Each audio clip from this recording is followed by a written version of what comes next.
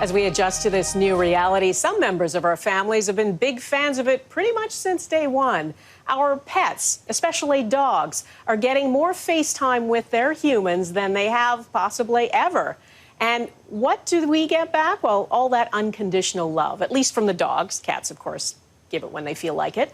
A lot of people have decided this is the opportune time to get a new pet. And our Mike Drolet is one of them. Check out this handsome guy. No. Look down. The other handsome guy. That's Magnus the pug, a 4-month-old memory-making pandemic puppy. Pugs, if you didn't know, really like to zoom around. And the cure to the zoomies, we've since learned, is a collar and leash. Let's go for a walk. His stubbornness has been remarkable. Trying to go for a morning walk as opposed to... but entertaining in a way that it's exactly what my family needed after being thrust into isolation. For my little girl, this pandemic puppy has been everything. Come on!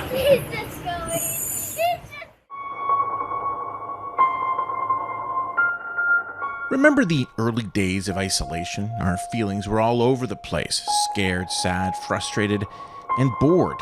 In Calgary, Chelsea Simpson found herself at home with little to do, and then she remembered a conversation with her dad.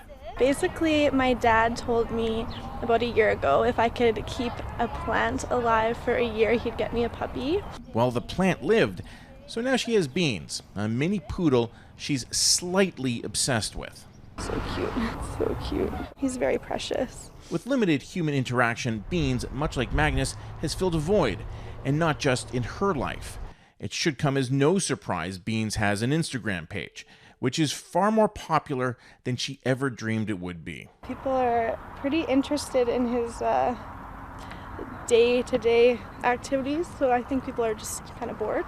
But it's been fun. Like my friends obviously love watching him on social media.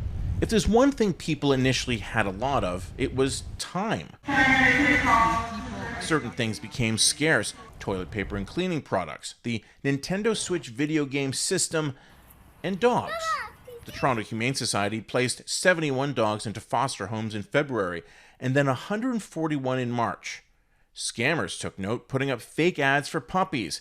The Anti-Fraud Center saw almost as many cases in the first 4 months of 2020 as it did all of last year. And young Kendrick Radmore had his sights set on a Havanese puppy he wants to name Speedy, except the breeder his family chose had already sold the first 2 litters of the year. So we're actually the 3rd litter this year, which is not till August. So while they know the puppy is coming, they also have to wait, which isn't going to be easy, even for a 6-year-old with so much compassion for animals. He asked his friends to donate to a zoo or sanctuary in lieu of birthday presents. Just waiting. Well, we're doing a lot of studying. We get to learn a lot about this dog before we get the dog. Yeah. It shouldn't be much of a surprise to anyone that puppies have become the pandemic super pet. How do we know this? Science. Studies have shown that dogs have the innate ability to reduce stress in our lives, and they know when to step in because they're able to read our facial expressions. So in essence, every dog has the potential to be Paw Patrol.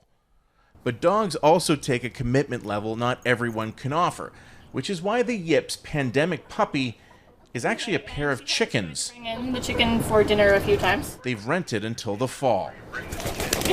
Coco is beautiful and stupid. Vanilla is smart and stubborn. Every day, Coco and Vanilla offer up a fresh egg and then spend the day running around doing chicken things before going back to their coop. The spectacle of it all has become surprisingly therapeutic for the cooped-up kids. It was a total whim. I guess I had this latent urge to have livestock, but I figured this is the only summer we're going to be here the entirety of it. We're not traveling, and I needed something to get them off iPads. Saying goodbye in the fall to Coco the stupid and Vanilla the stubborn will be hard, just as a return to normalcy will be on the dogs who have gotten used to having their new best friends around all day long. Let's go. But right now, I better go walk the dog again. Come on. Let's go.